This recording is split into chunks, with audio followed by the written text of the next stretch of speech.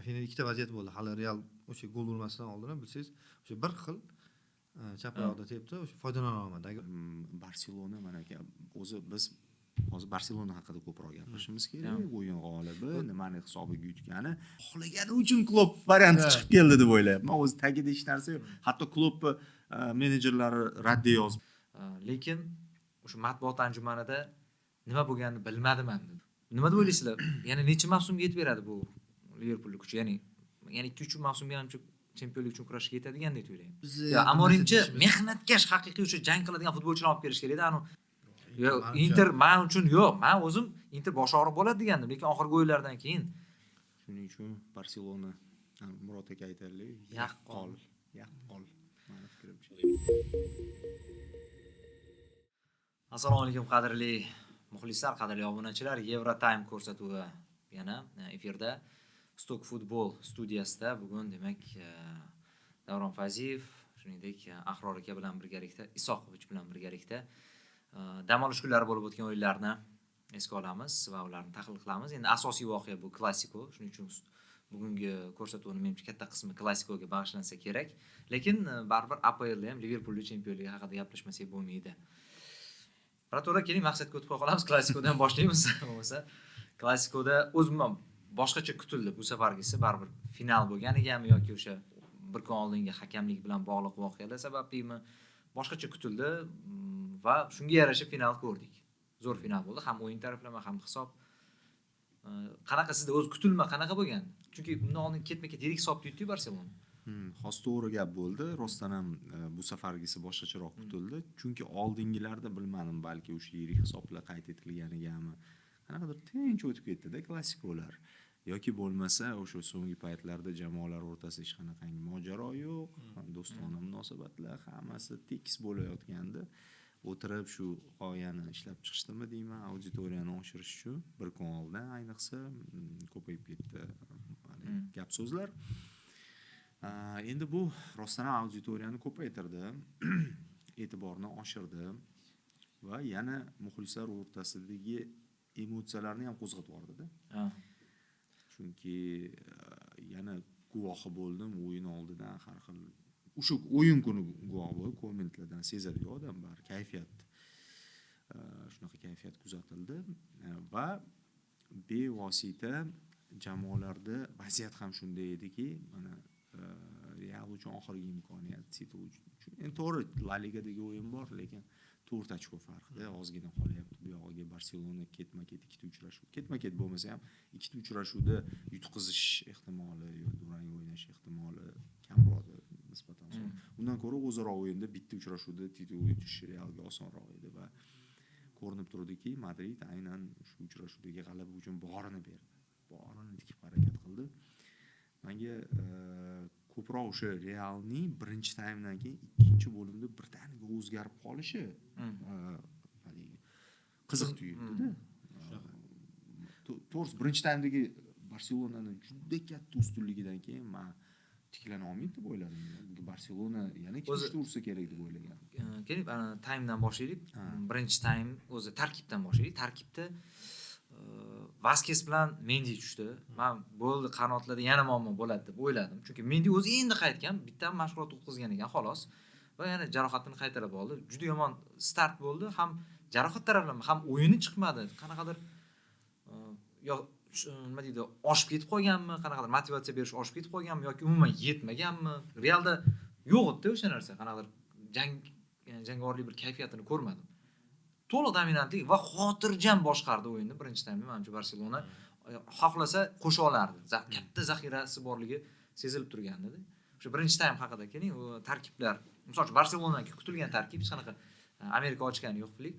Gerard Martinni qo'ydi baribir. Sal bo'lsa ham tajribadan o'tganligi sababli boshqa risk qilmadi menimcha. O'zi Gerard Martin oldingi uchrashuvlarda ham o'ynatib, shu pozitsiyaga sekin-sekin moslashtirayotgan edi. Savol asosan Gavimi yo De Jongmi degan masala deydi. Men lekin De Jong bilan Pedri tushiga aniq ishongandim. Men hamisha lekin Murod aka studiyada bizni urib yengdilarda. Yo Gavili variant eng jangovar variant. Murod aka La Ligadagi o'rtacha raqiblar bilan o'yinda Gavi eng zo'r variant. Pedrini mayli usha beradi tayanch zona. Lekin top klublarga qarshi De Jong o'ynamasa bo'lmaydi. Yani maydon markazini kimdir betonlamasa ochilib qoladi. Chunki Pedri ham baribir fantazistaroqda. Shunaqa. Shuning uchun ishonchim komil edi bu narsada. Va Lewandowskining o'rnini darvoqe Lewandowski jarohatligini nahotki muxlislar bilmaydi. Menga bugun shunaqa savol berildi-da. Nega Lewandowski tushmagani? Ko'p ko'rsatishdi-da unda. Go'yoki zaxirada o'tirgandek bo'ldi. Men aytdim sharhda Lewandowskida jarohat Baldedi anonsimda Telegram kanalimda hamma joyda yozdim. Barselonada ikkita jarohat Lewandowski hamda Balde. Endi u eski jarohatlarni aytib o'tirish shart emas menimcha. Ter Stegen u ham tuzaldi. Xullas, Lewandowskining o'rnini Ferran bosishi aniq edi. Bu yerda boshqa variant bo'lishi mumkin emas. Yana qaysi pozitsiya Bo'ldi. Bu qolgani hammasi. Barselonada savol yo'q edi-da. O'ynab kelayotgan Tarkib. o'zagi bor edi. Asosan Realda edi tarkib masalasi va o'sha Hasan Mendini tushiganiga hayron qoldim. Nega Franga ishonishmaydi? Fran normal o'yinchi. Men ham shunga hayronman. Fran o'sha kubokdagi o'yinlari esimda bor. 2 ta assist bergan o'yin esingizda bo'lsa, zo'r o'ynagan. U to'g'ri hujumni qo'llab-quvvatlay olmaydi deyshadi, lekin imkon berilsa epli. To'g'ri, juda bir Marcelo emasdir. Lekin yaxshi-da, baribir. Himoyasi ham yo'q. Hujumni qo'llab-quvvatlashi shart ham emas, chunki Vinicius bor u yerda. Qaytangi Viniciusli tarkibda chap qanot himoyachisi himoyalarni berish kerak. Bo'ldi, hujumga borish shart emas. Baribir Vinicius ko'p ham qanotdagi himoyachi bilan Mendy o'ynagan davrida ham juda ko'p kombinatsiyalar qilib tashamasdi. Oldin misol uchun Marcelo deyarli hujumchi edi, u bilan kombinatsiyalar bo'lardi. Mendyni men eslolmayman, juda zo'r hujum bilan yorib kirganlar. Taxminan bir xil ularning hujumga borish foizi. Mendyda bitta narsa bordi, yaxshi pas bor, chap oyoqda kuchli uzatmasi bor. Qanaqadir uzoq masofadan zarba ham bera oladigan odati bor. Sal hujumga borsa-da, sal sinovdan o'tgan Atalanta bilan o'yindagi gol esimda bor. Sal shu narsalar sal chalg'itdi menimcha. Katta o'yinlarda u tajribasi bor-da. Franga ishonmaslik natijasida Alaba jiddiy xatolarga yo'l qo'ydi. Katta o'yinlarda Arsenal chap qanotga qo'ydi. Formada emas, yaqinda qaytdi. Yana u eski pozitsiyasiga qo'yapti-da, markazga. Markazda necha yillar o'ynayapti, u yana chapga qaytaryapti-da. Tuppa-tuzu formadagi Franni o'rniga qo'yib, kamida 2-3 ta gol olib keldi. Har xil o'yinlarda demoqchiman-da. Shuning uchun men o'ylayman, Franga ko'proq ishonch bildirish kerak edi. Baribir Fran o'ynadi. Va Fran tushgandan keyin ikkinchi taymda normal o'yin ketdi-da. Keyin shunaqa tuyulmadimi? Misol uchun Barselona o'sha chap qanotda Gerard Martin oldinga chiqqanda deyarli pressing qilishmadi unga. Undan xavf nima deydi, unchalik jiddiy bo'lmaydi deb imkon berib qo'yishdi. Shuningdek, Franda ham katta zonalar qolib ketdi. Frandan shunchaki real futbolchilar foydalangisi kelmagandi. Bitta o'zi yurgan paytlarini ko'rdingizmi? O'sha sharh jarayonida ham qanaqadir kombinatsiya qilib o'ynasa bo'ladi, lekin Fran bilan o'ynamadi hech kim. Yana markazdan o'sha Bellingham bilan Vinicius bilan chiqishga harakat qilishyapti. Chap qanoq bo'sh bo'yotibdi. Kunda ham bormayapti, hattoki yoniga. Shunaqa holatlar ham bo'ldi-da. Menimcha foydalanish kerak edi bundan, menimcha. Endi o'zi Barselona taktik jihatdan hammasini to'g'ri qildi, lekin o'sha birinchi taymda juda katta ustunlikka ega bo'lishi natijasida xotirjamlikka berildi deb o'ylayman. Ikkinchi bu. Keyin endi Real bermadi. U yog'iga ustunlikni qattiq ushladi va hatto g'alabaga yaqin keldi. Oxirida agar o'sha Rudiger xato qilmagan. Rudigerning xatosi bu. Kurtuaning xatosi deb hisoblayman. Mana 3-golda aytyapsiz? Yo'q. 3-golda yo'q, ikkinchi golda Kurtuaning xatosi. Ikkinchida men Kurtua deb o'yladim lekin. Chunki qani Rudiger sal oldinroq sizda bo'lsa Ferranni olib qo'ydi to'pni. Tezlikda bu safar ham olib qo'yardi menimcha. Endi Kurtuaning ham xatosi bor. O'roqqa ketardi. Lekin darvozabon to'pga chiqayotganda, ishonch bilan oldinga chiqayotganda himoyachi pauza berish kerak. U pauza bermadi. Rudiger oxirigacha kurashdi-da. Kurtua pauza berdi lekin. Ozgina Kurtua berdi. Ya men aksincha ikkalasida ham to'xtalish bo'lib qoladi. Bir-biriga ishonib qolgandek bir taassurot uyg'ondi. Rudiger to'xtamadi-da, ya'niki mana Ferran o'nroqqa qochdi-ku, o'nroqqa qochgan paytida, ya'ni nima Rudiger yetib olish nimasi bor edi xayolda. Kurtuani ko'rgandan keyin u ham to'xtab qoldi. Uni yugurayotganini ko'rib Kurtua ham bir-birini ko'rib qoldi. Chunki qanaqadir soniyada Kurtuaning oyoqlari uzun, u maydon tashqarisiga chiqishga ulgurardi-da. Hech bo'lmasa qoptoni tepib olishga yoki foul bo'lardi. qanaqadir endi so'nggi umid futbolini boshqa o'zi Ahrorga qani sizda qanaqa taassurot uyg'ondi? Biz endi sharq jarayonida baribir qanaqadir boshqacha ko'rgan bo'lishimiz mumkin. Siz muxlis sifatida qanaqa ko'rdingiz klassikoni? hozir birinchi taymda 73% to'pni egallab turish 30-daqiqagacha bordi hattoki 28 ko'rgandim. Chunki o'sha ofsayddan bitta gol urgandan keyin Real ofsayddan urgandan keyin sal o'ziga keldi. Barselona xuddi boshqa bundan oldingi bo'lgan ikkita El Clasicoda ezib tashlagan edi-ku, yirik hisoblarda qilib turib. Bu safar ham xuddi shunaqa qilamiz deb o'yladi, lekin vaziyatlardan foydalana olmadi. O'sha Real bosim kuchaytirgan vaqtda Rafinada ikkita vaziyat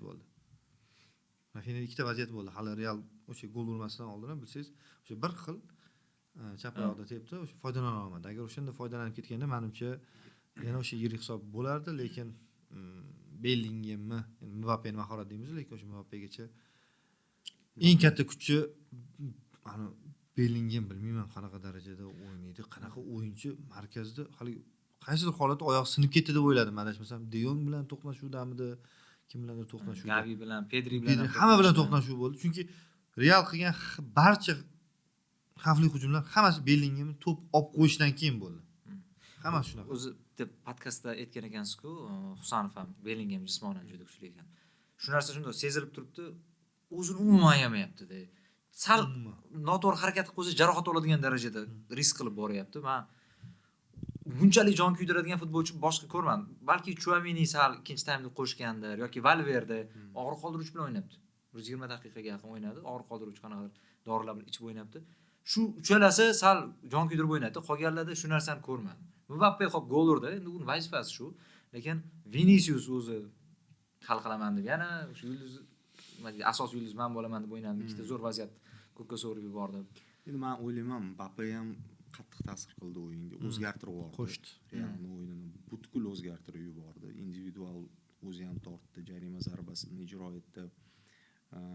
Hujumda kreativlik sal paydo bo'ldi. Dinamika oshdi. Bir necha bor aldab o'tib, yana sheriklarini ham tortib, katta ta'siri ulkan bo'ldi Realning o'yinini o'zgartirishga. Ayniqsa sezildi-yu, bari Endrik tushyapti-da, o'yinni darajasiga tushmadi. Bu tushdi. Bu haqiqatan ham mana o'zi ko'pincha aytaman, katta o'yinlar qiroli edi. Katta o'yinda rostdan ham o'zgartirdi-da. Qoyil qoldim. Qolaversa u jarohatdan keyin edi. Qolaversa hali maksimum formada emas edi. Agar zo'r formada bo'lganda asosiy tarkibga tushardi, demak, yaxshi emas edi ahvoli, lekin yaxshi o'ynadi. Keyin yana bitta savol. Shuncha payt 4-3-3 da o'ynagan jamoa endi hozir to'g'ri Mbappe sabab bo'lgandir. Lekin endi nimaga yana romp usuliga qaytdi Ancelotti? Mbappe? Yo'q, aytmoqchi bo'lganim Enrique ham bor edi yoki bo'lmasa 4-3-3 da o'ynatish uchun qanaqadir boshqa yo'llarni qilsa bo'lar. Ya'ni bilganda Endrik tortmasligi. Sxemani bitta o'yinda qildi. O'sha Atletik bilan o'yin sharhlaganida rompga qaytdi. To'g'ri, Atletik avtobusga o'yin o'ynadi. Men foydasini ko'rmadim rompni. Sebalius chunki torta olmadi. Sebalius qanaqadir bu o'yinda ham rompda foydasi unaqa katta bo'lmadi-da. O'zi aytayapman, Ancelotti faqat o'sha o'zi mana bu mavsum Ancelotti o'zgardi. Buni ko'p bor aytdim. Risk qilmay qo'ydi. Juda ehtiyotkor murabbiyga aylandi. Oldin ko'p rotatsiya qilardi. Eng ko'p rotatsiya qiladiganlardan biri edi. Ikkita tarkibni parallel olib borardi hamma turnirda. Bu mavsum bo'ldi, o'zini bir qat'iy qarorini ushlab turdi oxirigacha. Hattoki mana Sebalius qaytmoqda, formada emas, uni tushiryapti-da. Ko'rdik, mana Arda Güler normal formada ekan. U ham tushib o'yinga yaxshi ta'sir o'tkazdi. Gülerni tayanchda bemalol o'ynatsa bo'ladigan bo'lib qoldi. Chunki jismoniy holati unaqa zo'r emas, lekin yo'q, qarang, birinchi taymda Chouameni bor. Chouameni bor. Chouameni dahshat o'ynadi. Kazemiro bo'lib ketdi-da. Dahshat o'ynadi. Sariq kartochka bilan o'ynayapti-da. Yelkasida yuk bilan o'ynadi. Menga Barselonadagi De Jongga o'xshab o'ynab bera oladigandek tuyuldi, to'g'risi. Arda Güler, ya'ni to'pni olib darvozabondan bosimdan chiqib ketib, boshida birinchi taymda shunaqa futbolchi yo'q edi. Chouameni bu bitta epizodchi shuni oldi, o'sha Barselonadan to'p olib qo'yilgandan keyin risk zonaga kirib, ikkita Barsa o'yinchisining orasidan oldinga pas beryapti. Bo'lmasa qanotda ochiq edi, Vaskesmi kim yo Fedemi ochilib turgandi. Fede ochib turganmidi? Bermadi-da, hujumni kuchaytirish uchun markaz orqali ikkita o'yinchining orasidan berdi. O'shanda wow dedim, Güler Bu nimani bildiradi? O'ziga ishonch. Ha. Kreativlik O'sha bor. o'ylayapman, to'g'ri, u jismonan unaqa kuchli emas. Lekin bosimda o'zini yo'qotib qo'ymaydiganligini ko'rsatdi. Men ancha o'sganligini ko'rdim-da. Hozir aytaman, Atletik bilan o'ynaydi, adashmasam, yo'q, Xetafe bilan o'ynaydi ekan. Men uni keyinchalik kelajakda tayanchda o'ynataman dedi. Men aqldan ozgan deb o'ylashinglar mumkin, lekin tayanchda o'ynataman. Va rostdan ham menimcha ikkinchi o'sha De Yongga o'xshab o'ynab bera olar ekanda. Chunki majbur tayanchda o'ynatishga. Sababi Realda uni uslubidagi o'yinchilar har doim yo'qolib ketgan. Ha, to'g'ri. Shu 10-raqam pozitsiyasi Modric ham o'zi 10-raqam o'yinchisi bo'lgan, tayanchga aylantirildi. O'zil. Chunki majbur Realda kurashishga, raqibdan to'pni olib qo'yishga, pastki blokdan boshlab keyin hujumga o'tishga majbur. O'sha uchlikda o'ynaydimi, kim bo'lishidan qat'iy nazar. Shuning uchun o'z davrida Casemiro, Modric, Kroos uchligi dunyoda eng zo'r uchlik bo'ldi. Chunki uchalasi ham tayanch zonasida mehnat qildi-da. Balans Bo'lmasa bor. Kroos ham super playmaker edi. Modric ham super playmaker. Majbur moslashdi o'ynadi. Shuncha yil o'ynashdi. Kroos ketmaganda hali ham o'ynab yurgan bo'ladi. Hozir Vinicius kecha ko'p harakat qilganda, o'zi ko'p harakat qildi, lekin shu to'pdan uzilishga kelganda juda katta kamchiligi bor ekanda. Chunki o'sha ikkita vaziyatda o'sha zarba bermagan holatda ham agar to'pni vaqtida yetkazib berganda, menimcha o'sha Mbappe endi bilmayman endi agarda bu yoq. Xarakter janjallini aytmayapman, janjal kashlikni aytmayapman. Xarakter unda o'sha perfeksionist ekanda u. Shu eng ideal vaziyatga olib borib turib keyin pas berishga. Oldin Guardiola shuni talab qilardi o'z o'yinchilaridan, lekin undan voz kechdi. Sal temp. Chunki hamma aytishni boshladi-yu, Guardiolaning uslubi futbolni o'ldiryapti. O'ta oddiy qilib aytganda ezma uslub deb ayblov qo'yilgandan keyin o'zgardi Guardiolaning uslubi ham. Va nafaqat u atrofdagilar gapi uchun, balki bu uslub eskirdi ham. Vinicius shunaqa rejimga tushib qoldi-da. Shu ideal joyga chiqib bormaguncha pas ham bermaydi, zarba ham bermaydi. Aldading, bo'sh zona bor, yo, narigi tomondan kelayotgan ko'z qiri bilan yana bitta raqib bor deydi-da, sekin o'sha tarafga burib turib uni ham aldamoqchi bo'ladi-da, keyin pas beryapti. Ungacha markaziy zonalar yopilyapti, qarshi hujum effekti yo'qolyapti. Mana shu kecha Realga pand berdi o'sha vaziyatda va Shesnini ham baribir o'sha Kurtuani doim maqtaganimizda Shesnini ham maqtab qo'yishimiz kerak. Double save'lar. To'rtta haqiqiy o'sha golli vaziyatda nimasini olib chiqdi. Barselona mana aka, o'zi biz hozir Barselona haqida ko'proq gapirishimiz kerak. O'yin g'olibi, nimani hisobiga yutgani, lekin Realga o'tib ketdi-yu, Barselonani nega kam gapirayotganimizga ham sabab bor-da. Chunki soatdek ishlashni boshladi mexanizm. Flick o'sha bari nemis futboli deymiz, hamma soatda ishlaydi, aniq. Bu narsani Flick yo'lga qo'ydi. Ya'ni hamma pozitsiyada ideal o'zini funksiyasini bajaradi. Bo'ldi, ortiqcha ishga aralashmaydi. Kubarsi hujumlarni kesish, chopish, o'sha Viniciusning qanotdan uzatmalarini aksariyatini va hattoki Inigo ham kelasi ham o'zi himoyada bitta Martin sal ko'rinmagandir, qolgan uchalasi zo'r o'ynab berdi menimcha. Kunde ham, Inigo ham, Pau Kubarsi ham 18 agar Yamal bo'lmaganda hamma hozir Kubarsi maniyaga uchragan bo'lardi. Voy, bunaqa yoshda bunaqa markaziy himoyachi. Yamal uni sal anaqasini kesib qo'yapti-da. 17 yasharda. Undan tashqari Bernal bor edi, u ham jarohatdan qaytibdi-ku. U ham menimcha ajoyib. U tayanchda, lekin hozir men Pedri bilan De Jong zo'r tandem bo'ldi deb o'ylayapman. Qayerga endi Bernal bilan o'sha Kasadoni qo'shadi. Kerak paytda to'g'ri rotatsiya uchun qo'shish mumkin, lekin hozir bu tandem yoniga kerak emas, hech kim aralashtirish. Shunaqa deymiz, mana Realda hozir muammo nimada? O'sha rotatsiya qilish uchun o'yinchilar yo'q-da. Biz hozir Anchelottini aybdor qilyapmiz, balki baribir aybdor so'ramagan.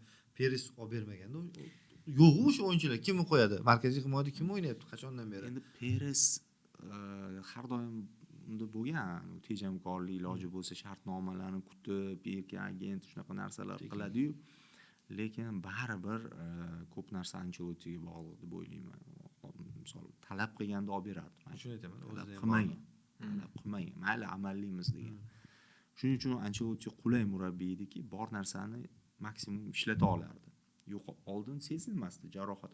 Voy, Real bo'ldi, tamom bo'ldi, 5 ta o'yinchisi jarohat, Kurtuadan boshlab deb degan o'tgan mavsum shu holat bo'ldi. Yutdi Chempionlar Ligasini. Nega? Chunki u ikkinchi tarkibni shakllantira oldi. Bu mavsum yo'q rostdan ham ikkinchi tarkib.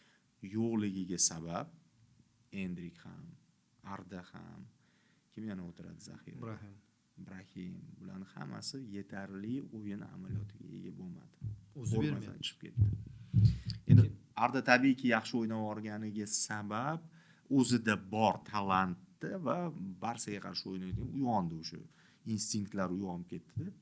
Lekin Sebalios misol jarohatdan qaytdi, tortmadi. Endrik kamdan kam tushadi, bu o'yinda tushdi, tortmadi. Mendy jarohatdan qaytib tortmadi. Formada bo'lmagan o'yinchilarga ishonch bildiryapti va ular ishonchni oldi. Lekin yana ayrimlarigacha o'rtacha o'yinlarda ko'proq imkon berish kerak edi deb o'ylayman. Misol uchun o'tgan mavsumdagi kim edi? Pas bordi-ku, Niko Pas. Komoni hozir asosiy lideri bo'lgan. 6 tami 7 gol, assistlar. O'shani olib o'tirgandi zaxirada Real. Bitta o'yinda tushishi bilan keyin gol urdi. Qahramoni bo'ldi. Ha. Yo'q, yaxshi, nima deydi, La Masia misol uchun qiyin vaziyatdan olib chiqib ketadi-yu, Barselonani ko'pincha. Realda ham chiqib kelyapti, lekin ularga qaralmayapti-da. Mana o'sha Ispaniya kubogidagi Celta bilan o'yinda, undan oldingi qaysidir quyi divizion vakili bilan o'yinda yaxshi futbolchilar borligini ko'rdim. To'g'ri, ular La Ligada top o'yinlarda ishtirok eta olmasligi mumkin, lekin kerak paytda rotatsiya uchun olib o'tirsa bo'ladigan futbolchilar edi. Bu yerda Ancelotti deganingizga qo'shilaman. Joyi kelganda menimcha asosiy tarkib vakillariga sal dam berib, ularga imkon berish kerak edi. Faqat Brahim, Güler yoki Enriklar, balki boshqa variantlar ham bor edi menimcha unda. Biz oddiy o'yinlarda o'shani Franni tushirmagan Ancelottidan boshqa Valexo turibdi, o'sha qachondan beri bor. Bilmayman, o'ziga imkon beriladi deb kutadi haligacha shu bola. Ketsa bo'lardi, ketmadi. Unga ochiq aytildi-yu. Sen o'ynamaysan bu joyda. O'shanga hayronman-da. Misol uchun hozir Chouaminini majburan o'ynatgandan ko'ra tayyor himoyachisi bor-da. Ba'zida o'ziga o'zi oyog'iga bolt urayotgan dedi. To'g'ri, Raul Asensiyoni. Ha. Progress majburligidan bo'lsa kerak. Favqulodda o'ynab, zo'r o'ynab qo'ydi. Ha, o'shaning uchun meni majburlikdan tushirdi. Yana Barselonaga qaytaylik. Barselonada menga o'sha Yamal keyin oxirroqga borib, ikkinchi taymga borib, ko'p ham risk qilmay qo'ygandek tuyuldi. Qanaqadir baribir sekin-sekin ayrim futbolchilarda charchoq alomatlari hatto Barselonada ham sezilayotgandek. Baribir juda tig'iz taqvim, og'ir o'yinlar, ketma-ket markaziy o'yinlar. Biroq bitta narsasi qoyil qolgani yana xotirjamlik. Realda men o'sha Chelseaga qarshi o'yindagi Benzemani hali yutib olamiz degani, o'sha City bilan o'yinda ham xotirjamlik bo'lardi Realda. Barselonada shuni ko'rdim. Men Flick eng katta qilgan narsalardan biri asabiylashmadi Barselona. Mental juda zo'r tayyorlagan jamoani. Yoshlar 16, o'sha 17 yoshli bolalarda ham hattoki xotirjamlik, unchuncha asabiylashmasligi ko'rinyapti. O'yin oxirida Real futbolchilar yorilib ketgani, bu butun mavsum davomida hamcha to'planib kelgani bo'ldi. O'sha boshida ham Flick kelganda aytgandim, farq shunda Xavi bilan. Flick baribir vaziyatni to'liq nazorat qilib turib, o'zini emotsiyalarini jamoaga singib ketishiga yo'l qo'ymaydi. Ya'ni sovuq boshi bilan u taktik jihatdan yondashadi. Xavi talantli murabbiy edi. Juda ham talantli, ta'siri bor edi jamoaga, emotsiyaga beriluvchan edi va emotsiya bilan qarorlar chiqarib tashladida ko'p. Va jamoaga ham asabiylik ta'sir qildi. Mana bu jamoada Flickning birinchi to'g'irlagan narsasi shu. Keyin qat'iy o'sha aytganimdek chiziqlar, pozitsiyalarning soatdek ishlashi, funksiyasini bajarishi. Qolaversa jismonan o'sdi futbolchilar. Pedri nimaga hozir shunaqa dahshat o'ynab yuboryapti? Uni talanti oldindan ma'lum edi, u oldin ham zo'r edi, lekin har 2 oyda bir jarohat olardi. Jarohat olardi, uzoq muddatga chiqib ketadi, keyin formasini tikla olmasdi, tiklashi bilan yana jarohat olardi. Ya'ni hech pikka chiqa olmasdi. Mana hozir pikka chiqdi va biz uni ko'ryapmizki, dunyodagi eng zo'rlardan biri. Oltin to'p uchun yana da'vogarlar jismonan ishlayapti. ro'yxatiga qaytdi. Lamine Yamal jismonan ishladi. Valde rasmlar chiqib ketdi, o'zgargan. Endi atlet bo'ldi. Gavi uzoq muddat bo'lmagani uchun sekin-sekin mana u ham qaytyapti, ana u jangovar ruhini shakllantirdi. O'sha eski Gavi qaytyapti. Deyarli hammada o'sish bo'lib, endi Rafinha'ni-ku aytmasa ham bo'ladi, u mashinaga aylanib ketib qoldi, to'xtatib bo'lmas mashinaga aylanib ketdi. Menimcha shu tomoni ham Flickda juda katta ustunlik beradi. Keyin muhitni iloji boricha zo'r ishlashga harakat qilayotgani ham sezilyapti. Intervyularda ham aytdi. Muhit qachon zo'r bo'lsa, futbolchilar o'z ishini maza qilib qiladi. Shu narsa sezilyapti. O'sha Gavi hatto ko'proq zaxirada qolyapti-yu, lekin doim o'sha highlightslarda ko'rinib qoladi. Gol bo'lgan payt o'zi zaxirada o'tirib, kelib Flick bilan nishonlaydi. Ya'ni zaxiradagilarni ham rozi qilib qo'ygan qanaqa qilibdir. Zaxiradagilar ham norozi emasda Flickdan. Bu katta yutuq menimcha Flickda yana jamoani birlashtirib oilaga aylantirib olganlik. Araujo ko'p zaxirada qolib ketyapti. Vaholanki sardorlik bog'ichi, misol uchun agar Ter Stegen bo'lmagan unga beriladi ba'zida. U ham hattoki o'yin amaliyoti ber deb talab qilayotgani yo'q. Kerak paytda zaxirada qoldirilyapti. Inigo bilan chunki Pau Kubarsi undan ko'ra stabilroq o'ynaganligi uchun. Yo'q. Men gapingizni olaman shu joyda. Valverde bilan Kunde hozir top 5 eng ko'p o'yin o'ynagan, daqiqa o'ynagan futbolchilarda. Yamalniki ham ko'p. Ha, Yamalniki ham 4300, u ham shu bor. Yamal va Kubarsiniki borda, qarang. Va nimaniki ham bor shu joyda. Lewandowskiniki ham borda. Va shuncha jarohat bilan va Rafinaniki bor. Endi qarang. Xuddi biz rotatsiya deyapmiz, Barselonada rotatsiya qilish imkoniyati bor deyapmiz, lekin Realda qarasangiz, daqiqada o'sha kiradigan 15 talikka Realdan faqatgina Valverde kirganda. Tushundira oldimmi? Qolganlarda Yo'q, mana bu Flickka o'sha jismoniy holati eng zo'r anoni pikiga olib chiqqan degan ma'ni bildiramiz. Biz haligi oldin Realda bo'lardik-ku, oxirgi Pintus daqiqada urish kecha Kunde o'sha qarang, eng ko'p o'ynagan Valverde kelasi. Valverde maydonda edi kecha va Kunde ham maydonda. Oxirida kelib zarba beryapti-da. Anaqada Instagramda ko'rdim rasm. Bavariyada qaysidir futbolchilar Flickgacha va Flick davrida deganda rasm qo'ygan. Goretska. Tana tuzilishlari. Muskulaturasi o'sgan, yana kimdir ham baquvvatlashgan, mana shunday solishtirib chiqqanda va bu narsa mana Barselona juda muskulaturasi oshib ketmagan bo'lsa ham Barselona futbolchilari yakka kurashlarda yutqazmay qo'yishdi. Chunki tarkibda yoshlik o'tdi. Yosh ko'p. Ularni sal oyoqda qattiqroq turishini ta'minlash kerakligini Flick darhol tushundi.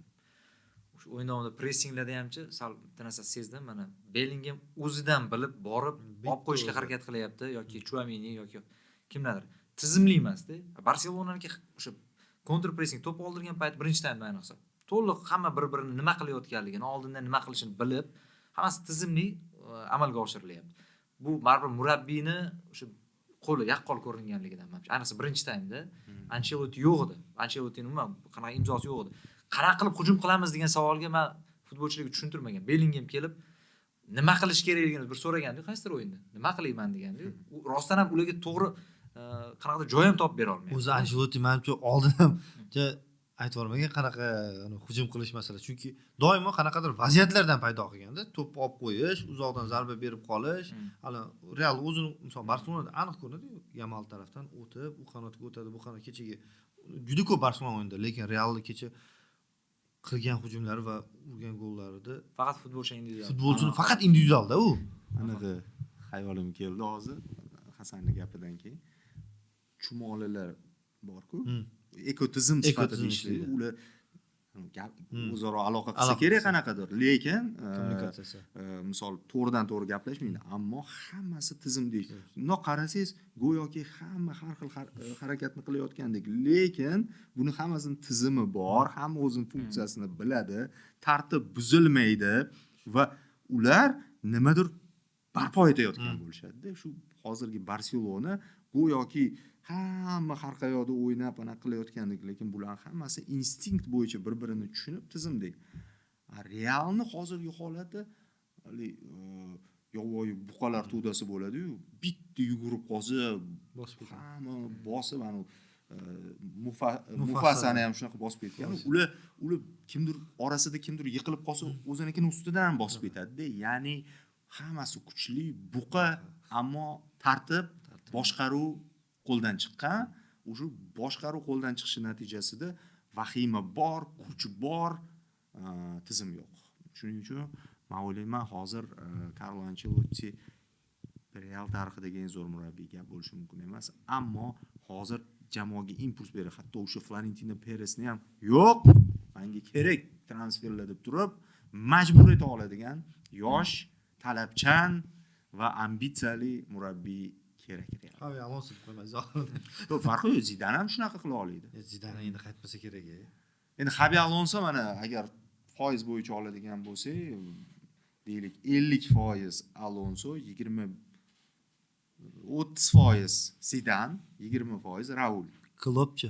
Yo'q, klub yo'q menimcha. Mana yo'q dedim, lekin Hasan aka yaxshi Yo'q, bo'ladi. men klub o'zim ko'rish xohlayman. Ha, o'zida. O'zi hamma Dahshat shunaqa. Klubni hamma ko'rish xohlayapti, ideal variant deyapti. Bir-biriga mos-ku baribir klublar. xarakter masalasi. Shunaqa juda mos taraflari ko'p. Shuning uchun hamma xohlagani uchun klub varianti chiqib keldi deb o'ylayapman. O'zi tagida hech narsa yo'q. Hatto klub menejerlari raddiya yozib chiqdi-yu, yo'q, biz anaqa ishlash niyatimiz yo'q, hozirgi yurishimiz yaxshi deb. Shuning uchun. Lekin Rudiger oxirida ko'zini ko'rdilar. Shuni aytmoqchiman. O'yin oxiridagi futbolchilarning quyushqondan chiqishi, Ancelotti hech narsa qila olmaganligini ko'rib, biroz to'g'risi rahmim ham keldi. Ancelotti, mana siz aytganingiz fikringizga qo'shilaman. Tarixdagi eng zo'rlardan biri. Lekin o'sha matbuot anjumanida nima bo'lganini bilmadim ham dedi. Ya'ni bo'ldi, futbolchi o'zi bilganini qildi. Kim qizil oldi desa bilmadim, ko'rmadim deyapti. Shu darajada boshqaruv chiqib ketdi-da, bu yo'q hamma o'zi bilganini qilganda. O'yindan keyingi intervyusida aytayapti, men bilmadim, kim qizil oldi, nima bo'ldi bilmadim deyapti. 3 ta o'yinchisi qizil oldi misol. Bu La Ligaga endi to'g'ridan to'g'ri ta'sir qiladi. Va Bellingham, Vasquez, Rudiger o'yin mavsum oxirigacha ketdi deyapti. Menimcha shunaqa, chunki 4tadan 7 o'yingacha ketibdi. Endi narsa uloqtirish hakamga. Yana uloqtirmoqchi edi, eng qizig'i ushlab qolishdi. Lekin oxirida baribir yaxshi bo'ldi. Shunda ushlashmaganda nima bo'lardi? Borib qiziq menga. Bu nigoh bilan nimadir qilib qo'yish bo'lardi. Xavfli ko'rinadi. Xavfli bo'lardi lekin. Qanaqadir sen yutasan deb misol uchun yutqizib keldi, etildi-da, emotsiya to'lib toshib ketadi-yu. Qanaqadir sportchilarda ham ko'p kuzatiladi, o'zini boshqaruvni yo'qotib qo'yadi. Quyushqondan chiqib ketadi, o'sha quyushqondan chiqib ketadi. O'shanaqa holat bo'ldi menimcha ko'pchilikda. Lekin uzr so'rab chiqdi. Ha.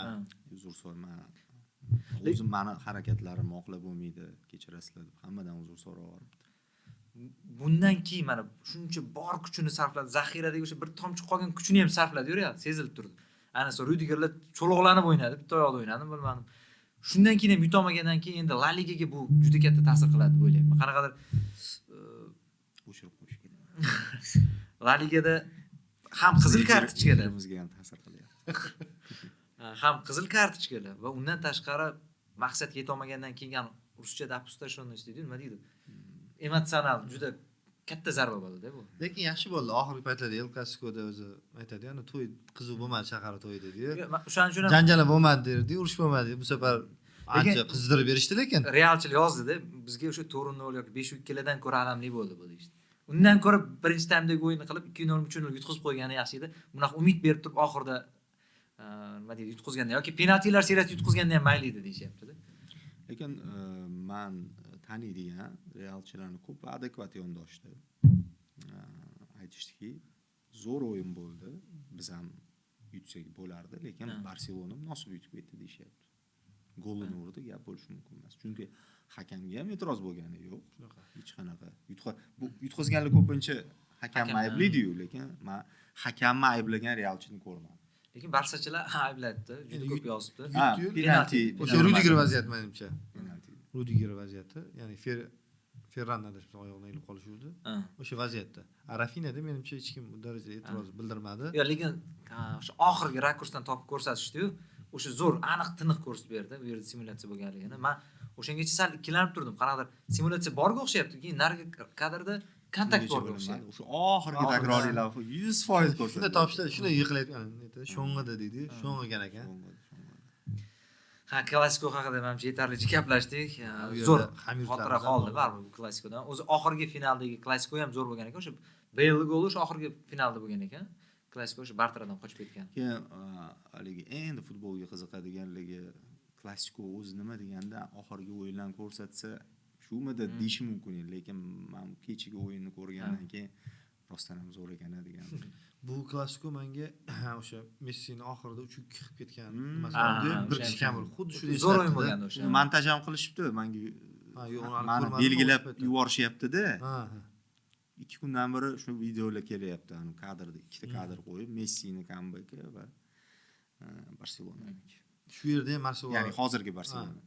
Marcelo yiqitmagan edi, ushlab qolsa bo'ladi, ya'ni 2-2 bilan tugaydigan holatga o'ynaydi va kecha ham adashmasam kimdir tanishdi, nimani kundayni yiqitmadi. Undan oldin o'zi menimcha Modric bilan Brahim bir-birini tushunmadi. Brahim Modric aniq o'sha aniq xato qildi. O'sha yerda ham ikki xil variant aytilyapti. Yeta olmay qoldi. Ancelottidan ham so'rashdi o'sha savolda. Modric aybdormi, Brahimmi desa, Modric pasi ham kuchsiz bo'ldi, lekin Brahim ham bormadi. turib qoldi u ham. Brahim ham bormadi. Lekin mayli, Brahimni turib qolishi mumkinligini Modric bilish kerak edi. Riskli pas edi-da. To'g'ri. Kesma uzatmaydi. Ishqilib zo'r o'yin bo'ldi. Ancha hali manimcha muhokama qilinadi. Zo'r. Endi Liverpoolga to'xtalmasak bo'lmaydi. Baribir Liverpoolning chempionligi ham zo'r. Men qanaqadir stadiondagi Anfielddagi kadrlarni ko'rib o'yindan keyin maza qildim. Qanaqadir Liverpool nima deydi, muxlislari misol uchun buni ko'rib ikki hissa maza qilgan bo'lsa kerak. Havas qildim. Men muxlislar bilan futbolchilar o'rtasidagi munosabat, hamma birga turib United netishi zo'r ko'rindi. Men chiroyli ko'rindi o'sha kadrlar. Va o'yinning o'zi ham zo'r bo'ldi. 5-1. Boshda Tottenham bir jig'iga tegib qo'ydi, burchakdan gol urib qo'yib, Solankening goli bilan, lekin Liverpool o'zini o'sha bu mavsumdagi eng zo'r o'yinlardan birini ko'rsatdi. Bosib o'shadi. Tottenhamga umuman imkon qoldirgani yo'q. Faqat bitta narsa Salah uchun o'ynaldi deb bitta joyda. Salah rekord qo'yish kerak-ku. Ikkita assist kerak unga rekord uchun.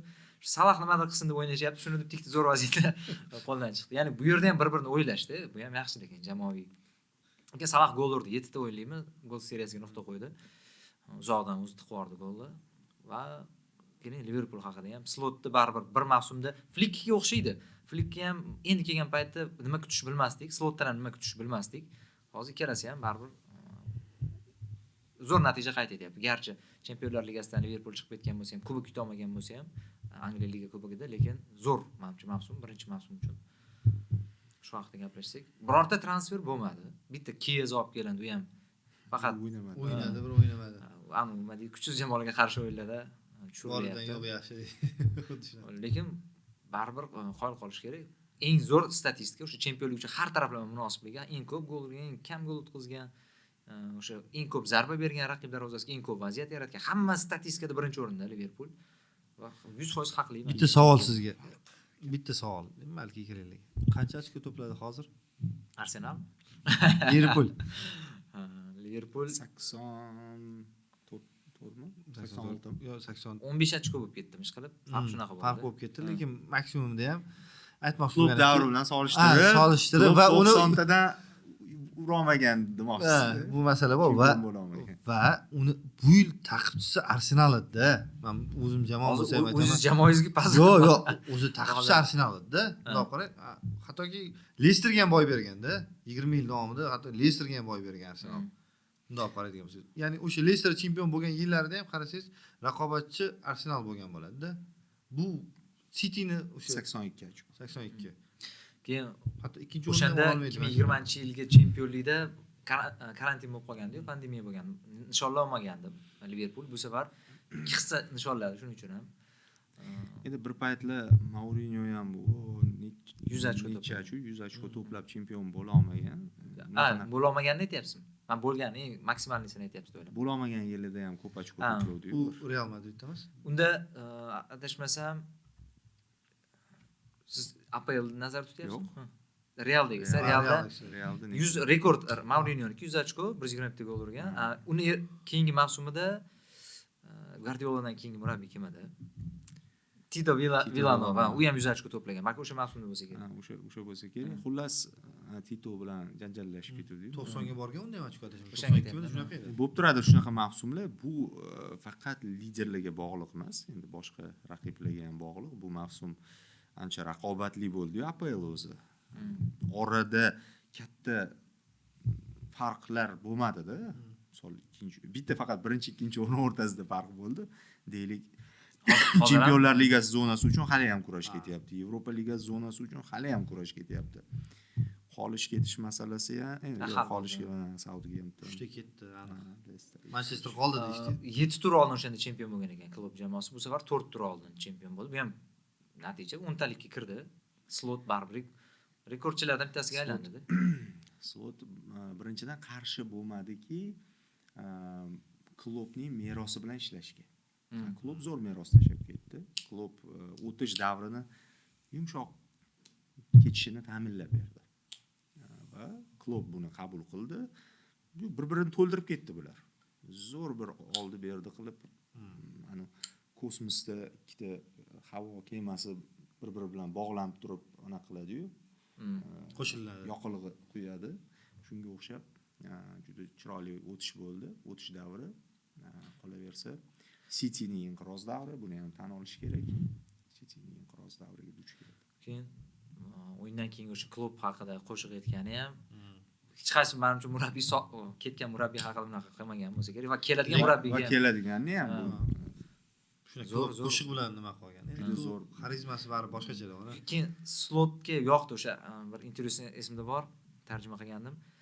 O'sha Niderlandiyadagi uyim yonida ham turganimda uyim yonidan o'tib ketayotgan muxlislar Arne Slotni qo'shiq kuylashadi. Haligacha o'sha klubni nima deydi ta'siri bor. trendga olib chiqqanda. Mani kelishimni moslashuvimni osonlashtirib berib ketdi dedi. Chunki rostdan ham Slotni uncha odam tanimasdi-da.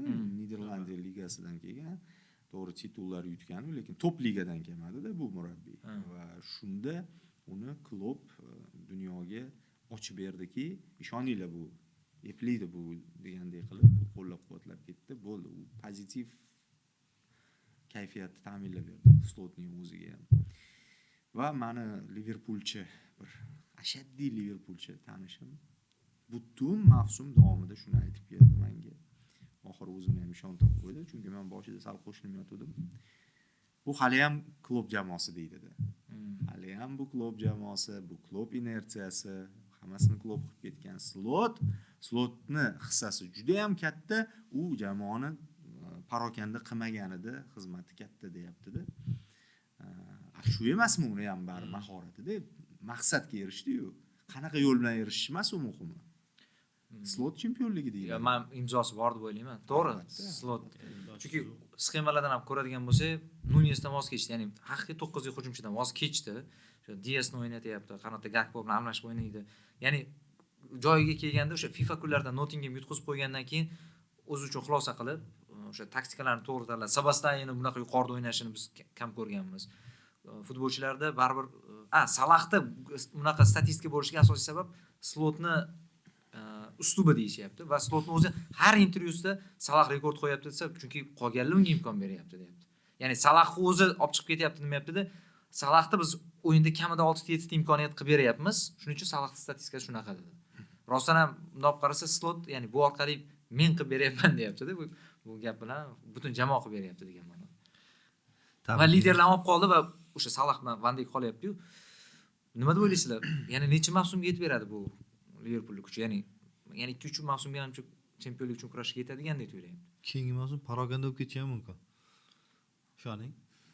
Umuman Liverpulni o'sha doimgidan 5 ta ham qidirishimiz mumkin. Bo'lishi mumkin-da shu holat. Yo, xo'p, siz o'zingiz shunga ishonyapsizmi? Men shunaqa deb o'ylayman. Men nimagadir shunaqa deb o'ylayman. Men Liverpul keyingi mavsum chempionlik uchun kurasha olmasa kerak deb o'ylayman, baribir. O'zi qani top 5 talikda yurgan jamoalar, yetakchilar yoki chempion bo'lganlar hammasi eng balansi bor jamoalar-ku. Liverpul ham shu balansi bor. Qanaqa bu disbalans paydo bo'ladi bilmadim, siz hozir. City menimcha o'ziga kelib oladi.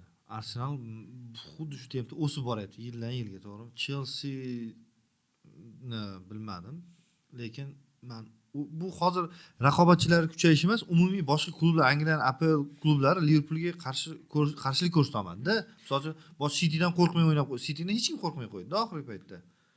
Yo, hop. Masalan, Liverpul o'zichi. Yo, Liverpulni o'z mana APLda asosiy aytadi, Ferguson aytadi, haligi kuchsiz raqiblardan ochko olish kerak, nimalarni ochko yo'qotishga majbur qilish kerak. Xuddi shunaqa nimada usulda bo'ldi-da. Keyingi mavsumda bo'lishi mumkinki, o'sha Liverpul yutadi. Kimdir tushadi-ku, baribir chempion bilan boshqacha o'ynaydi-yu. Hamma chempion bilan boshqa o'ynaydi. Biz chempionni yutdik deydi, masalan, boshqa. Xuddi shunaqa keyingi mavsumda o'ynashi mumkin-da boshqalar. Harom, lekin men 2-3 mavsumga kamida yetib bersa kerak deb o'ylayapman bu kuchni. Mashtamiz, xudo xohlasa tirik bo'lib tursa, kelib bemalol. Bitta narsa, to'g'ri, Arsenal raqobatga qo'shilishi mumkin desiz, sal qo'shilardim. Siz birdan Liverpulni orqaga qaytarib yubordingiz. Yo'q, shunaqa vaziyatlar bo'ladi. Men Cityga aksincha kamroq ishonyapman. Garchi Husanov o'ynayotgan bo'lsa ham, mana klub Liverpul 2.0 deb ketdi. O'sha biz shu holatda hatto chempionlik uchun kurashdik. Keyingi mavsumda zo'r bo'ladi. Oxirgi intervyusida aytib ketgandi. Ya'ni futbolchilar bilan kiyim almashtirish xonasida. O'shanda mana hozir rostdan ham 2.0 boshlab berib, keyin Slotga berib ketdi. Bu yerda hozir Guardiolada keyingi mavsum yana bitta qanaqadir moslashish jarayoni, ayrim futbolchilar yana keladi, ketadigani bo'ladi-yu, qanaqadir qaytadan qurish jarayoni bo'ladi deb o'ylayman. Ya'ni chempionlik uchun kurashish mumkin, lekin asosiy favorit deb ko'rmayapman to'g'risi. Aksincha Arsenal ko'proq Liverpoolga raqobat qila olsa kerak. Bitta xabar eshitdingizmi? Xotini bilan yarashayotgan ekan Guardiola. Taktikani endi joyiga qo'yib oladi. Joyiga. Hujumkor bo'ladimi? Himoyaviy Yo'q, emas. mana o'sha Hasan aytganini davomi birinchi mavsumda o'zi reja bo'yicha qiynaladi-yu hamma. Mana shu qiynalgani bo'lsa Slotning moslashib olgani qanaqa bo'ladi? Balki endi 82 emas, 90 yig'ar. Boshqalarda gap. Ular yig'a olarmikin 90? Bilmadim, o'sha aytadi-yu. Lekin men Apelda hamma baribir jang Hali beradi. mana umuman eslanmayapti-yu, Amarim ham o'ynatib yuborishi mumkin Manchester United. lekin unga bitta-ikkita mavsum kerak, chunki transferlar oynasida bir 8 tam 9 ta futbolchini sotadi va ularni Kim? o'rniga Unitedda ularni o'rniga munosib o'rinbosarlar olib kela oladimi hali? Munosib olib kelmasa-ne? Ten Hag o'yinchilarini sotmoqchi. Ha, munosib deyilmaydi, ulardan yaxshiroq bo'ladi. Endi munosib o'zi ahvolcha og'ir, munosiblari. Ya o'zi ham aytdi-da, chunki intervyusida ko'p aytdi, hali bizga bir nechta transfer O'zi o'ynasa kerak. hozirdan kelishib qo'ygan transferlar ham bor. Liverpoolda Mamardashvili o'ynaydi. Ha, u aniq uni huquqi Liverpoolda. Alisson ketadi. Taxminan tasavvur qilsak bo'ladi hozir. Alisson ketadi. Yo'q, u siz Liverpool aytasiz. Manchesterda ham bor 2-3 ta kelishib Ha, qo'ygan o'sha kelishib o'yinchilar qo'ygan bor. o'yinchilar. Ha, Benfica'da boradi va Germaniya chempionatidagi Ha. mayda Keyin hujumchi bor. Kunyani olmoqchi va Kunyachi sal qanaqadir bor-u, baribir braziliyец bo'lganiga ayniydigan odati bor ekanda. O'zidan sal yulduz yoqdi, bir orada pasayish bo'ldi. Yana shunaqa futbolchini olib kelish menimcha xato deb o'ylayman Unitedga. Qanaqadir Janubiy Amerikaliklarda bor-da, shunaqa sal yulduzlikni yoqib oladigan odati bor-da, shunaqa. Shuncha ana tahlilchilar, nima Yo'q, Amorimga- statistiklar bir to'g'ri baho bera olmayapti. Biz Ya Amorimchi mehnatkash haqiqiy o'sha jang qiladigan futbolchilarni olib kelish kerak-da. Anu Viniciusga o'xshagan qanaqadir zo'r tortib berish mumkin ayrim o'yinlarda, keyin aynib ketishi mumkin bo'lgan futbolchilar kerak emas. Liverpoolda hammasi qanaqadir unaqa futbolchi emas. Vinicius endi bitta muvaffaqiyatsiz mavsummi deb misol- ayniydigan o'yinchi. Misol keltiryapman-da, mana Kunyada ham bor ekan shu narsa. Kunyani olmoqchi bo'lyapti-da. Keyin Delapga qiziqyapti deyishdi. Delap bilmadim. Liam Delap bitta Ipswichda sal bir o'yinda chiqib qoldi, lekin top emas-da u. Top hujumchi olib kelish kerak menimcha hozir Unitedga. mana Bavariya Bayer hujumchisi bor edi. Kim o'ynayapti hozir? To'plarda hozir keyindan keyin turibdi-ku. Bayer hujumchisi. Barusiyaniki aytmayapsizmi? Yo'q, yo'q, Bayer degan. Bayerdagi kim edi? Bayerda. O'sha hujumchini olib kelish Anu. ekan. Qora tarli ismi esimdan chiqib qoldi hozir. Anaqani aytmayapsizmi? Shu ismi esimdan chiqib qoldi. Ismi ham o'zi bilmayman. Yo, Bdan ketardi hozir aytaman. Bdan ketardi. Kelmaydi. Nima bilan adashtirmayapsizmi? Hozir aytaman. Hozir. Bonifatsi. Bonifatsi, Bdan ketardi. Shu Bonifatsini olib kelish. Shuni boshda biz Bonifatsi derdik, keyin kim aytdi? Boniface ekan. Tushunmayman. Shuncha payt Bonifatsi deb yurdik, uni Boniface deb. Bonifatsi deyishimizga sabab bilan bolaligimizda Multfilm. kino bo'lardi-da, anaqa. Mana Bonifatsi derdim. Pan Bonifatsi degan salbiy personaj bo'ldi. Pan Klaksa. O'sha siyoh qidirib yuradigan. Yo, Bonifatsi menga nima ham keladi? Ana sher bor, haligacha- ta'tilga chiqqan. Haligacha Bonifatsi deymiz, lekin diktorlarda ham eshitsam Boniface deyishar ekan. Kim ekan bu desam, o'sha Bonifatsini aytishayotgan ekan. Biz o'zimizniki moslashtirib hech narsa qilmaydi. O'rgan bo'ldik Bonifatsi. Bonifatsiga. Hop, Angliya kubogini ham qisqacha gapirib ketaylik. Mana garchi Husan tushmagan bo'lsa ham, lekin City chiqdi finalga va may oxirida Crystal Palace bilan o'ynaydi. Crystal Palace o'yini men sharhladim, siz Cityni sharhladingiz. Men Crystal Palace jang taklif qiladi deb o'ylayapman. Va City o'sha 5-2 ga yutdi ichki chempionat yaqinda. Xuddi shunaqa bo'larmikan?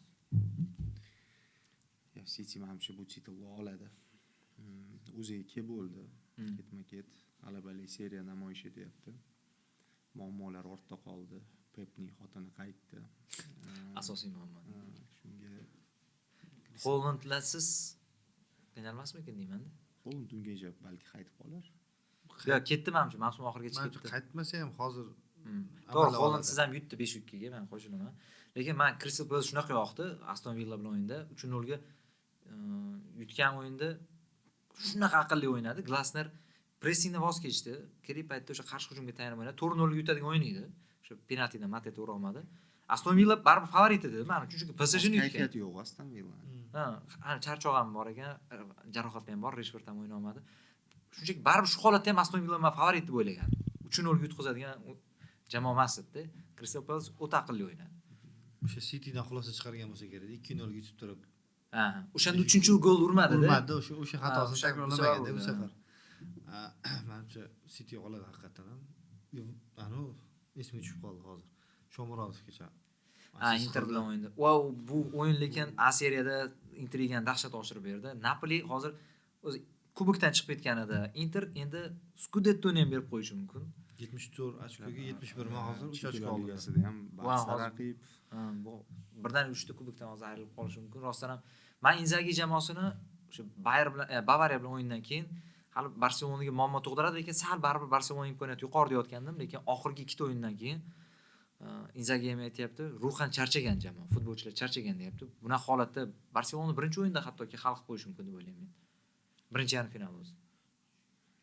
Yo'q, Inter men uchun yo'q. Men o'zim Inter bosh og'riq bo'ladi degandim, lekin oxirgi o'yinlardan keyin fikrim o'zgaryapti. Ham Inzaghining o'zi tan olib turibdi-da, ya'ni futbolchilar charchagan. Endi Shomurodov yaxshi o'ynaganda deb aytaylik-da, bu yoqda. Choqdan tashqari jarohatlar ham bor. Dumfries yo'q. Turam ketdi. Dumfries nima? Turam. Dumfries tushdi aksincha. Shuning uchun Barselona Murod aka aytaylik, yaqqol. Meni fikrimcha. Shunaqa, men ham fikrim borgan sari o'sha oxirgi o'yinlardan keyin o'zgardi. Inter qiynaladi. Avtobus qo'yib o'ynab kichikroq hisobda nimadir qilib yutqizishi mumkin va keyin bir amallab uzoqroqqa borishi mumkin, o'yinni cho'zishi mumkin, lekin qiynaladi baribir. Kecha Ranieri lekin o'sha o'yinda yaxshi hech kutilmagan ish qildi. Ya'ni Dobik bilan Shomurodov bir vaqtda maydonga tushirdi. Interga qarshida, ya'ni yana mehmonda tarkib ko'rdim, Dobik ham turibdi, Shomurodov uzun-ku, familiyasi aniq birinchi o'qib olasiz-ku.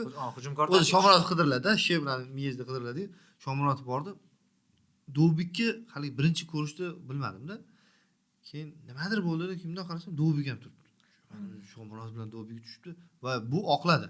Eng qizi oqladi. Dobik kecha qaytamgi yakka kurashlarda Shomurodovga yutib berdi. Bu joyda zo'r gol ham urishi mumkin edi Shomurodov. Kim Augusto qaytarib qoldi. Zo'r gol edi u.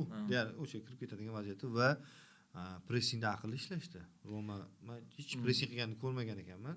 Ham pressing ham ikkinchi taymda berdi-da, qarshi hujumda o'ynashni boshladi-yu, u ham zo'r aqlli bo'ldi. Aksincha Interdan ko'ra Romaning qarshi hujumlari menga yaxshiroq tuyuldi. Kam bo'lsa ham, lekin yaxshiroq bo'ldi. Inter birorta aniq zarba bera olmadi ikkinchi taymda. 10 tachami zarba bergan, birontasi aniq bo'lmadi. O'zi Inter o'yini ham chiqmadi, tan olish kerak. Inter qo'shgan paytda hech bo'lmasa durang qolishi mumkin edi. Faqat futbolchilar o'yini chiqmadi. Zarbalarga ham aniq yetishmadi. Hozir Roma misol uchun oxirgi 4 ta o'yindan beri baribir stabilroq o'ynab kelyapti-ku, stabil o'ynab kelyapti. O'sha Yevropa ligasini aytmasangiz, boshqa bu Inter kecha Milanga ham yutqizib qo'ydi. Milan ana o'yinni topa olmagan Milanga ham mag'lub. Sizda bo'lsa Bobur aka kelganda aytdim, Milan o'ziga keldi desam, men yo'q, chunki ko'rdim-da, shu 3 ta himoyachiga o'tdi. 3 ta himoyachiga o'tdi, o'shandan keyin topdi. Oxiri o'sha kalitini topdi. Qaysidir o'yinda durang qilib qo'ydi. O'shandan keyin yana go'yoki nima deydi, hali ham muammo bordek tuyulgan, lekin keyin ketma-ket yutishni boshladi. Shuning uchun men to'g'ri ketishi mumkindir murabbiy, lekin imkon berish kerak. Men chunki eslam Conte ham 3 ta himoyachiga o'tgandan keyin ketdi, bu yoqqa chempion bo'lib ketgandi-yu. Hozir bu yerda murabbiy Konsesao ham topdi deb o'ylayman. Milanga tushadigan uslubni va o'zi nima qilmoqchiligini tushundi-da. Faqat barib ketadi deyapti. U faqat Inter yutar ekanda, o'zi bor-ku. Kubokda keladi, Inter yutadi ikkita o'yinda, yana bu yoqda ham ikkita o'yinda Inter yutib qo'yadi. Inter yutadigan nima deydi? Jin deydimi? Shunaqa. Yo'q, lekin qolgan o'yinlarda ham yirik hisobda yutgan o'yinlarda ham zo'r o'ynadi-da, 4-0 ga o'sha Udinezeni yutganda ham. Xo'p, bizda Napoli yutdi, nima aytib qo'ydik? Napoli peshqadam bo'lib oldi. Lekin Roma agar bu turda o'sha Bologna yutmasa, ochkolar teng hozir. Yaxshi imkoniyati bor Romani 4-likka kirib olish uchun. Bizda demak Bundesligada sal qoldi chempion hozir aniqlanishiga, keyingi turda hamcha aniq bo'ladi. Bavariya tarkibida va nihoyat Keynni omadsiz seriyasiga nuqta qo'yiladi. Bo'ldi, boshqa hozircha mana shu muhim yangilik yo'q. Endi Chempionlar Ligasi bor oldinda. Keyin qisqacha shu Chempionlar Ligasi Arsenal PSG haqida gapirmadik. Shunga qisqacha to'xtalib o'tsak, Inter Barselonaga deyarli to'xtaldik. Bu o'yinga ham to'xtalsak. Nimagadir menda o'sha Arsenalning imkoniyati sal yuqoriroqdek ko'rinyapti. Garchi PSG turnirning asosiy favorit deyilayotgan bo'lsa ham balki bunga PSJning ancha erta chempionlikni qo'lga kiritib bo'lgani sababdir. Lekin misol uchun Luis Enrikening ishiga men dahshat yuqori baho beraman. Endi men baho berishga qanchalik haqliman bilmayman, endi shaxsiy fikrimcha. Chunki u yulduzli jamoadan voz kechib, yulduz jamoa yuzaga keltirdi. Hozirgi kunda PSJning o'yinini ko'rib zavqlanishimiz mumkin, ammo negadir Arsenal favorit deb o'ylayapman. Balki o'sha APL darajasi, oppozitsiya darajasi, APLda har hafta kuchli o'yinlar o'tkazayotgani. To'g'ri, hozir mana endi Liverpool chempion bo'ldi, lekin ungacha bari imkoniyati bor edi Arsenal oxirigacha kurashayotgandi. Va mana shu raqiblar, ketma-ket kuchli raqiblar bilan o'ynash nuqtai nazaridan olib qarayapman. Lekin agar pozitsiyalar bo'yicha olsak, PSG hattoki favorit deyilishi ham mumkin. Ammo qisqacha aytganda, menimcha kichik favorit Arsenal. Juda taxmin bildirish qiyin bo'lgan o'yin, juftlik. Arsenalda balans nisbatan PSJdan ko'ra yaxshiroq deb tuyulyapti menga ham, lekin PSJdagi o'sha Duyen o'yini bir chiqib qolsa yoki Dembele yoki Barkalyami kim Xvichan o'yini chiqib qoladigan bo'lsa, ular hujumi dahshat. Men hujumi Arsenalnikidan ko'ra xavfliroq deb o'ylayapman. Himoyasi dahshat. Yarim himoyada mehnatkash, o'sha Portugal yondirib tashlashyapti. Va himoyadagi baribir Mendeshlar ham zo'r. U Sakani ayniq o'ynaydigan qanotida-da.